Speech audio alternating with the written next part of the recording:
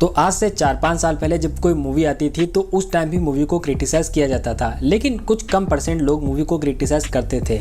लेकिन इस टाइम का सीन ऐसा है कि 70 से 80% जो ऑडियंस है वो मूवी को क्रिटिसाइज करती है। एंड इंटरनेट होने की वजह से ये सब चीज़ें काफ़ी ज़्यादा हाईलाइट हो जाती हैं। एंड जब से एआई आया है तब से हर दूसरी मूवी को लोग ये बोलते हैं कि एआई से जनरेट की हुई है। यही कुछ हुआ है रामायण मूवी के साथ में। अभी आप लोगों को पता होगा कि रामायण मूवी का मेकर्स की तरफ से एक ग्लिम्स आया है एंड उस ग्लिम्स को देखने के बाद में काफ़ी सारे लोगों का ये बोलना है कि मेकर्स ने ये सब एआई से जनरेट करके दिया है।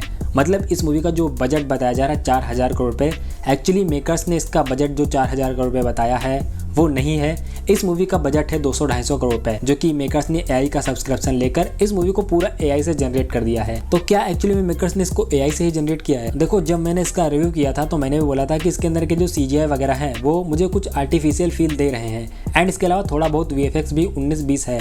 लेकिन कुछ एक सीन्स ऐसे हैं जो कि वाकई में ऐसा लग रहा है कि एआई से जनरेटेड हैं। जैसे कि जहाँ पर हम लोगों को रणवीर कपूर देखने को मिले हैं, वहाँ के जितने भी सीन्स हैं वो सब एकदम आर्टिफिशियल फील देते हैं एंड उनको देख के लगता है कि ये सब कंप्यूटर से बनाए गए हैं, मतलब एआई जनरेटेड है। जिसकी वजह से लोगों ने डायरेक्ट टारगेट करना स्टार्ट कर दिया कि मेकर्स जो इसका बजट बता रहे हैं 4000 करोड़ रुपये, वो एक्चुअली में 4000 करोड़ रुपये नहीं है बल्कि 150-200 करोड़ रुपये है, जो कि मेकर्स ने एआई का सब्सक्रिप्शन लिया है एंड वहीं से पूरी इस मूवी को जनरेट कर दिया है। एंड इसके साथ में काफ़ी सारे लोगों का ये बोलना है कि अभी रिसेंटली राजामौली की जो वाराणसी मूवी है उसका ग्लिम्स आया था एंड उसके अंदर भी हम लोगों को एक रामायण का फुटेज देखने को मिला था। वो इस मूवी से काफ़ी ज़्यादा बेटर है, जबकि उसका बजट काफ़ी कम है एंड जो रामायण मूवी है उसका बजट है 4000 करोड़ रुपये। लेकिन काफ़ी सारे लोगों का ये बोलना है कि जो वाराणसी के अंदर उन लोगों ने देखा, मतलब वाराणसी के ग्लिम्स के अंदर उन लोगों ने जो देखा है वो इससे लाख गुना बेटर है एंड वो लोग इस चीज़ का एग्जाम्पल भी दे रहे हैं। एग्जाम्पल के तौर पर वो लोग RRR मूवी से रामचरण का राम जी वाला लुक उठा रहे हैं एंड उसको दिखा रहे हैं कि देखो ऐसे डेकोरेशन की जाती है एंड इसको बोलते हैं वीएफएक्स, इसको बोलते हैं प्लानिंग। एंड जो रामायण मूवी के मेकर्स हैं उनको टैग करके ये बोल रहे हैं कि this is the real decoration and ये होता है विजन। तो देखो, अगर मैं आप लोगों से ये बोलूँ कि जो राजामौली है वो विजुअली काफ़ी ज़्यादा स्ट्रॉन्ग डायरेक्टर हैं, मतलब विजुअल वगैरह को लेकर जो उनकी सोचने समझने की शक्ति है वो मुझे ऐसा नहीं लगता है कि रामायण मूवी की पूरे टीम के पास होगी।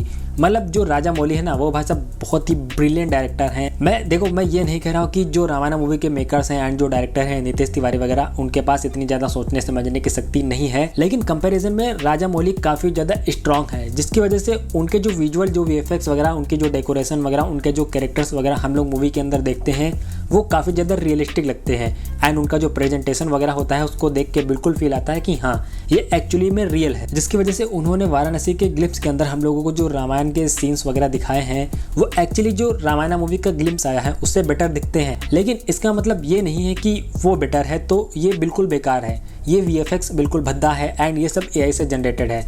देखो, वहाँ पर एक सबसे बड़ी चीज़ ये है कि वो है प्रेजेंटेशन एंड आप लोगों का जो विजन है वो क्या है। देखो, जो राजामौली हैं वो एक नेक्स्ट लेवल के डायरेक्टर हैं एंड वो यार उनको काफ़ी एक्सपीरियंस है इन सब चीज़ों को लेकर। देखो, ऐसा नहीं है कि जो राजामौली इस टाइम बना रहे हैं वो उनके लिए पहली बार है, कुछ चीज़ें हैं जो कि एकदम नई हैं एंड उनको बहुत ही कम एक्सपीरियंस है। लेकिन जो प्रेजेंटेशन है ना उसके मामले में जो राजामौली है वो यार काफ़ी ज़्यादा नेक्स्ट लेवल है, जिसकी वजह से रामायण मूवी को वाराणसी से एक स्टेप पीछे रहना पड़ रहा है। देखो, रामायण मूवी को आने में अभी अच्छा खासा टाइम है तो मेकर्स इन सब चीज़ों पर ध्यान देंगे एंड जो गलतियां हैं उनको सुधारेंगे। लेकिन मेरा मेकर्स से सबसे बड़ा क्वेश्चन ये है कि आप जब रामायण बना रहे हो, मतलब एक रामायण, एक ऐसी कथा, एक ऐसी कहानी बना रहे हो जो कि एक इमोशन है, तो आप लोग उसको एकदम हॉलीवुड लेवल की बनाने की तैयारी क्यों कर रहे हो? आप अपने इमोशंस को एक ऐसे स्केल पे रखो कि वो देखने में वाकई में लगे कि हाँ ये होता है एक स्केल एंड ये होता है प्रेजेंटेशन।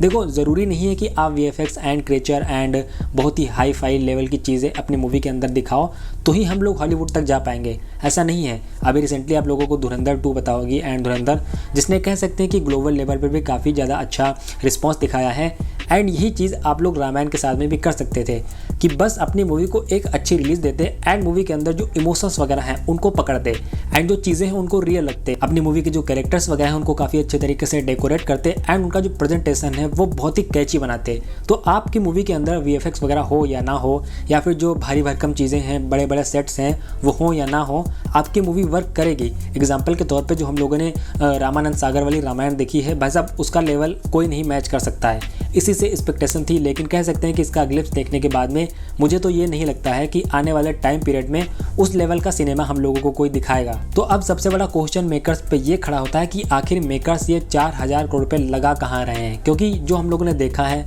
उसको देख के तो नहीं लगता है कि इसके अंदर हम लोगों को कुछ 4000 करोड़ वाला देखने को मिला है। एंड आने वाले टाइम पीरियड में जो इसके कंटेंट वगैरह आएंगे, लोग उस पर भी काफ़ी बारीकी से डिस्कस करेंगे एंड मिस्टेक्स निकालेंगे, ये बात 100% है। देखो, मूवी का बजट 4000 करोड़ रुपए है, तो इस मूवी का जो एवरेज टिकट प्राइस होगा जब ये मूवी रिलीज होगी, तो उस टाइम मूवी का जो टिकट होगा वो काफ़ी ज़्यादा महंगा होगा। फिलहाल तो मुझे ऐसा लग रहा है कि 500 रुपये एवरेज टिकट प्राइस हो सकता है कि इस मूवी का हो। आई थिंक 400 तो 100% होगा ही होगा, क्योंकि धुरंधर का तो 350 तक था ना। तो आप लोग ये मान के चलिए कि इस मूवी का जो एवरेज टिकट प्राइस होगा वो 500 के आसपास होगा।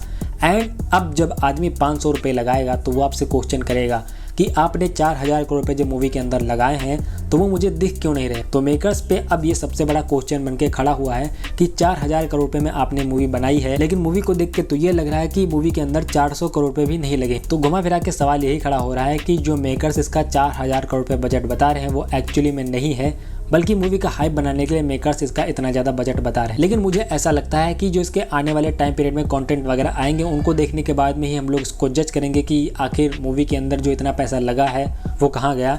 ये तो सिर्फ एक ग्लिम्स था, इसके अंदर जो चीज़ें थी वो काफ़ी कम थी। वैसे ये जो अगर हम लोग इसको एक रियलिटी में कंटेंट के हिसाब से देखें तो मेकर्स ने बहुत ही कम चीज़ें दिखाई थी एंड उससे कोई खास इंपैक्ट नहीं क्रिएट हो पाया है। आने वाले टाइम पीरियड में मेकर्स हम लोगों को क्या दिखाते हैं, या फिर कहीं ऐसा तो नहीं कि ये भी आदिपुरुष 2.0 बन रही है। बाकी आप लोग बताएं कि आप लोगों का इन सब चीज़ों पे क्या कहना है एंड मेकर्स को अब स्पेशली क्या करना चाहिए अपनी मूवी का लोगों के बीच में एक नेक्स्ट लेवल का हाइप बनाने का। कमेंट करके ज़रूर बताइएगा। बाकी मिलते हैं किसी अगली वीडियो में।